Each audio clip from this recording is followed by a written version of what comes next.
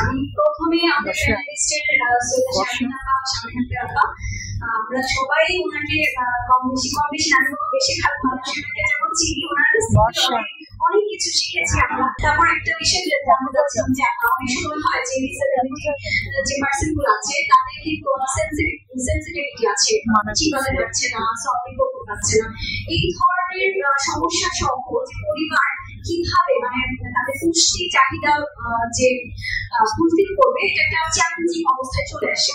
তো সেক্ষেত্রে যদি আপনি কিছু বলতে আসেন, সেই সাথে যে যে ধরনের ডায়েট হয় স্পেশাল ডায়েট হয়, আমরা মোটামুটি জানি যে তাদের জন্য একটু স্পেশাল ডায়েট আমরা ফলো করি, গ্লুটেন ফ্রি হোক, হাই প্রোটিন হোক, এই নিয়েও যদি আপনি একটু পাশাপাশি বলে দিতেন তাহলে আমাদের সময় স্বল্পতার জন্য আমি কোশ্চেন বলে একসাথেই করবেন না।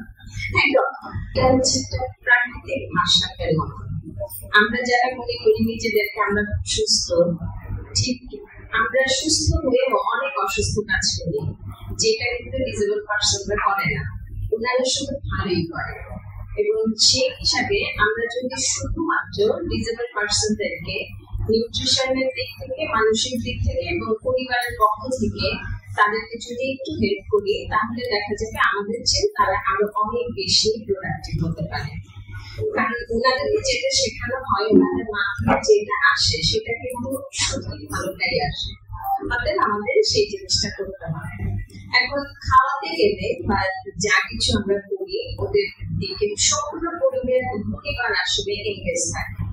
এখন সেই পরিবারের কিছু কিছু ফ্যাক্টর থাকে যে তাদের যে সেন্সরি ইস্যুগুলি থাকে, কখনো কখনো ভালো করে চিবাতে পারছে না, কখনো কখনো শক্ত হয়ে গেলে খুব সমস্যা হয়। সেই ক্ষেত্রে তাদের খাবারটা আসলে কেমন হবে সেই জিনিসটা আমাদের সবার জানা উচিত।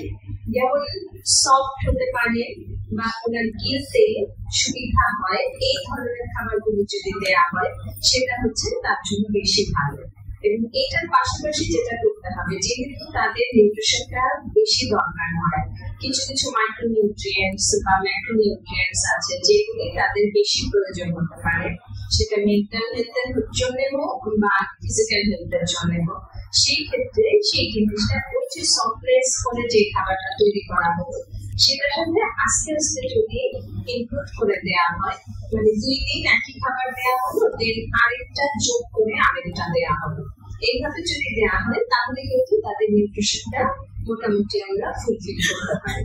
এখন পরিবারে যদি এমন হয় যে ডিজেবল পার্সনের দিকে খেয়াল রাখা হচ্ছে না বা কিছু, এই জায়গাটাই হচ্ছে আমাদের সবচেয়ে বেশি প্রবলেম হয়।